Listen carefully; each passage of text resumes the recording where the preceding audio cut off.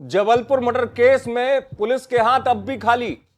7 राज्यों की पुलिस, हजारों सीसीटीवी कैमरे और पुलिस का सिस्टम सब कुछ फेल होता हुआ नजर आ रहा है और 2 शातिर दिमागों ने पुलिस को चकरखंडी बना दिया है। कैमरे फेल है, पुलिस की इंटेलिजेंस फेल है, पुलिस की तमाम रणनीति फेल है और वो पूरा देश घूम रहा है।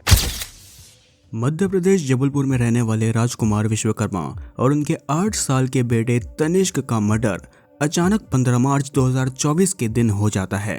और इस हत्याकांड की खबर जब मध्य प्रदेश की पुलिस को मिलती है तब पुलिस की टीम राजकुमार विश्वकर्मा के घर में पहुंच जाती है, जहां पुलिस को राजकुमार विश्वकर्मा और उनके 8 साल के बेटे तनिष्क की डेड बॉडी प्राप्त होती है। और वहीं फॉरेंसिक रिपोर्ट के मुताबिक राजकुमार विश्वकर्मा के सिर में 10 बार किसी भारी भड़कम चीज से वार किया गया था, जिसके कारण उनकी मौत तो ऑन द स्पॉट हो गई थी। वहीं 8 साल के तनिष्क के सर पर जब 6 से 7 बार आरोपी ने भारी भड़कम चीज से वार किया तब भी तनिष्क की मौत नहीं हुई थी, तो उस आरोपी ने तनिष्क को एक ब्लैंकेट में लपेटकर रेफ्रिजरेटर के अंदर बंद कर दिया, जिसके कारण रेफ्रिजरेटर के अंदर तनिष्क का दम घुट गया था और इसके तुरंत बाद उसकी भी मौत हो गई थी। मुस्कान जल्दी जबलपुर आ पापा, तनुष को मुकुल ने मार दिया है पापा, तनुष को मुकुल ने मार दिया है, मुकुल ने मार दिया है। इस वॉइस नोट को सुना आप लोगों ने? ये वॉइस नोट खुद 16 साल की काव्या ने अपने व्हाट्सएप के माध्यम से रिकॉर्ड करके अपने चचेरी बहन जो कि मध्य प्रदेश की पिपरिया शहर में रहती थी उसे सुबह 8:30 बजे भेजा था। पर इस वॉइस नोट को भेजने के करीब 5 से 6 घंटे के बाद जब मुस्कान ने इस वॉइस नोट को सुना तब उसके पैरों तले जमीन ही खिसक गई। अब मुस्कान क्या बल्कि कोई और भी अपनी फैमिली के बारे में ऐसी कोई भी बात को सुनता उसका भी सेम ऐसा ही हाल होता। मुस्कान ने तुरंत ही अपने पापा को जब इस वॉइस नोट को सुनाया तब अपने भाई और सगे भतीजे की मौत की खबर को सुनने के बाद उनका भी काफी ज्यादा बुरा हाल हो गया। परिवार में हुई इस हत्याकांड की खबर को सुनने के बाद मुस्कान के पापा ने तुरंत ही अपने बाकी के परिवार के सदस्य और मध्य प्रदेश जबलपुर की पुलिस को सारी बातें बता दी। इस घटना के करीब 8.5 घंटे के बाद जब मध्य प्रदेश की जबलपुर की पुलिस दिन के 3 बजे रेलवे मिलेनियम कॉलोनी राजकुमार विश्वकर्मा के घर में पहुंची तब वहां पुलिस वालों को राजकुमार विश्वकर्मा की डेड बॉडी एक ब्लैक कलर की पॉलीथिन में लिपटी हुई नजर आई। और वहीं कई सारी छानबीन करने के बाद जब तनिष्क की डेड बॉडी पुलिस वालों को नजर नहीं आ रही थी तब उन पुलिस कर्मियों में से एक पुलिस वाले का ध्यान रेफ्रिजरेटर के हैंडल पर जाता है, जिसमें साफ तौर पर खून के कुछ धब्बे नजर आ रहे थे। वो पुलिसकर्मी तुरंत ही उस रेफ्रिजरेटर के दरवाजे को ओपन करता है, जिसके अंदर का नजारा देख बाकी के पुलिस कर्मियों का हाल बेहाल हो जाता है। उस रेफ्रिजरेटर के अंदर 8 साल के तनिष्क की डेड बॉडी को कातिल ने एक ब्लैंकेट में लपेट कर रखा था, जिससे काफी ज्यादा दुर्गंध पुलिस वालों को आ रही थी। अब मध्य प्रदेश की पुलिस की नजर सिर्फ एक ही बात पर आकर रुक जाती है कि आखिर इस सारे हत्याकांड को अंजाम दिया किसने। बट 1 सेकेंड, इस सारे हत्याकांड के दौरान अब भी एक चीज मिसिंग थी, राजकुमार विश्वकर्मा की बड़ी बेटी काव्या। अब काव्या ने तो खुद उस वॉइस नोट को अपने चचेरी बहन मुस्कान को भेजा था और फिर तुरंत ही इस मर्डर केस की इन्वेस्टिगेशन की शुरुआत हुई थी, जिसके बाद जबलपुर की पुलिस को इस सारे हत्याकांड के बारे में पता चला था। पर इस सारे हत्याकांड के दौरान काव्या अगर वहां पर मौजूद थी तो वो अब थी कहाँ? मुस्कान जल्दी जबलपुर आ पापा, तनुष को मुकुल ने मार दिया है पापा, तनुष को मुकुल ने मार दिया है, मुकुल ने मार दिया है। इस वॉइस नोट के अकॉर्डिंग साफ तौर पर 16 साल की काव्या ने मुकुल नाम के किसी शख्स का नाम लिया था, जिसने ये सारे हत्याकांड को अंजाम दिया था। अब भला काव्या किस मुकुल के बारे में बात कर रही थी और आखिर मुकुल ने ही क्यों राजकुमार विश्वकर्मा और उनके मासूम बच्चे जिसकी उम्र मात्र केवल 8 साल की थी उन दोनों को मौत के घाट उतार दिया। मध्य प्रदेश पुलिस ने तुरंत इस बात को लेकर एक ठोस इन्वेस्टिगेशन को शुरू की, जिसके चलते पुलिस वालों को ये पता चला कि आज से करीब 6 माह पहले राजकुमार विश्वकर्मा ने मुकुल के खिलाफ एक कंप्लेंट को दर्ज करवाया था। मुकुल सिंह जो कि उसी रेलवे कॉलोनी में रहा करता था जहां पर राजकुमार विश्वकर्मा पिछले कई सालों से रह रहे थे। इस कंप्लेंट के मुताबिक पुलिस ने मुकुल सिंह को काव्या के किडनैपिंग और उसके रेप केस के चलते पॉस्को एक्ट के तहत गिरफ्तार किया था। सितंबर 2023। इस समय काव्या मात्र केवल 15 साल की थी और हैरान करने वाली ये बात थी कि काव्या और मुकुल एक दूसरे से बेहद प्यार किया करते थे। अपने प्यार में पागल वो दोनों आशिक जबलपुर से भोपाल में भाग जाते हैं और इस बात की खबर जब काव्या के पिता राजकुमार विश्वकर्मा को पता चलती है तो वे तुरंत ही मुकुल सिंह के खिलाफ इस केस को फाइल करवा देते हैं। कुछ 2 से 3 दिन के अंदर जबलपुर की पुलिस काव्या और मुकुल को ढूंढ के जबलपुर में वापस ला लेती है। वहीं सारी पूछताछ पर काव्या की बताई गई गवाही पर पुलिस वालों को ये पता चलता है कि काव्या खुद मुकुल के साथ भागी थी और मुकुल ने उसके साथ कोई गलत काम नहीं किया है जिसके चलते उसे कोई सजा मिले। अपने परिवार के विरुद्ध जाते हुए काव्या ने ही खुद इस बयान को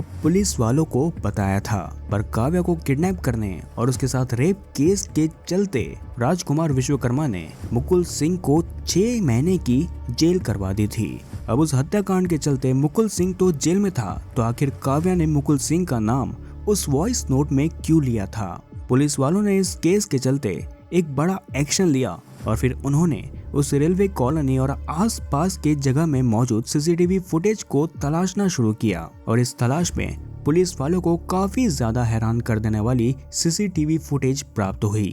15 मार्च 2024 इस हत्याकांड के दिन करीब दिन के 12:30 बजे मुकुल अपनी एक स्कूटी के सहारे उस कॉलोनी से बाहर निकलते हुए नजर आता है। वही सीसीटीवी फुटेज में 10 से 15 मिनट के बाद काव्या भी कॉलोनी से बाहर निकलते हुए सीसीटीवी कैमरा में कैद होते हुए नजर आती है। इस सीसीटीवी फुटेज को देखने के बाद पुलिस वालों के मन में काफी सारे सवाल खड़े हो गए थे।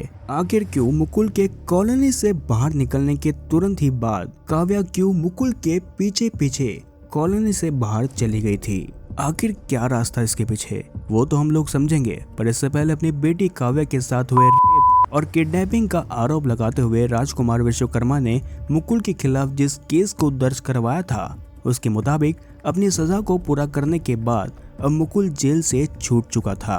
पर जेल से छूटने के बाद मुकुल अपने साथ हुए उन सारे अपमानों का बदला राजकुमार विश्वकर्मा से लेना चाहता था। जेल से छूटने के बाद मुकुल अब काफी ज्यादा गुस्से वाला बन चुका था और उसके मन में हमेशा से बदले की आग जलती रहती थी।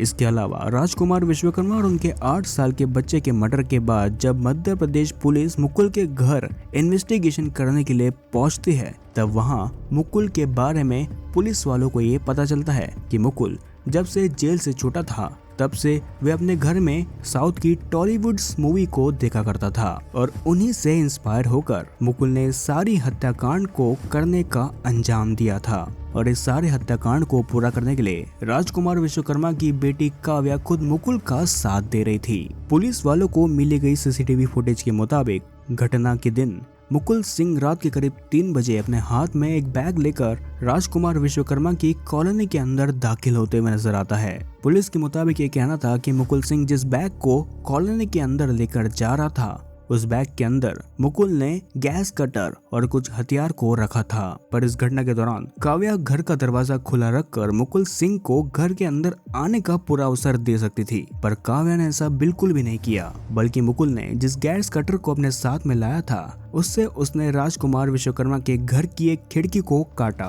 और फिर उस खिड़की के अंदर से घुसकर उसने इस सारी साजिश को रचा और मुकुल सिंह की पूरी मदद करते हुए काव्या इस साजिश में मुकुल सिंह का साथ दे रही थी।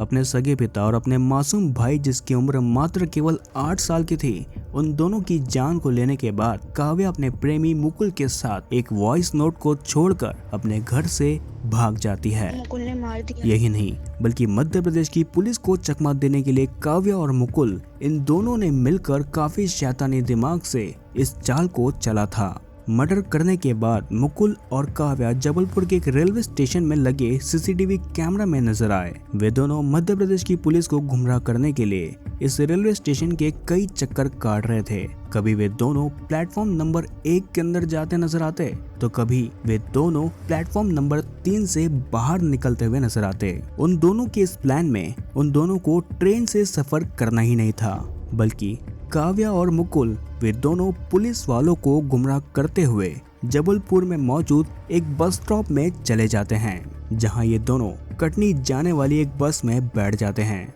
और उस बस में बैठकर वे दोनों कटनी चले जाते हैं। उन दोनों के पास एंड्रॉइड फोन तो था, पर उन दोनों के उस एंड्रॉइड फोन को ट्रैक करना पुलिस वालों के लिए काफी ज्यादा पेचीदा बनते जा रहा था। वे दोनों जिस भी शहर में पहुंचते, वहां का फ्री वाईफाई यूज करने के बाद वे दोनों वहां से फरार हो जाते और वाईफाई से मिली गई लोकेशन पर जैसे ही मध्य प्रदेश की पुलिस पहुंचती, तब तक वे दोनों वहां से कई कोसों दूर पहुंच जाते। ये सिलसिला ऐसे ही चलता रहा। वे दोनों ऐसे ही पुलिस वालों को गुमराह करते गए, पर फिर भी मध्य प्रदेश की पुलिस के हाथ में कुछ नहीं लगा।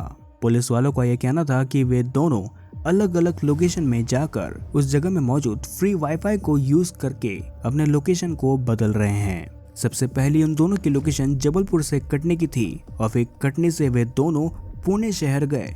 पुणे से वे लोग विशाखापट्टनम और उसके बाद मुंबई और फिर गोवा और उसके बाद लास्ट में उनकी लोकेशन कर्नाटका डिस्ट्रिक्ट नजर आ रही थी। इस केस में मध्य प्रदेश की करीब 8 से भी ज्यादा पुलिस कर्मियों की टीम उन दोनों के पीछे लगी पड़ी है, पर फिर भी अब तक वे दोनों पुलिस वालों के हाथ नहीं लगे हैं। वे दोनों अब भी फरार है।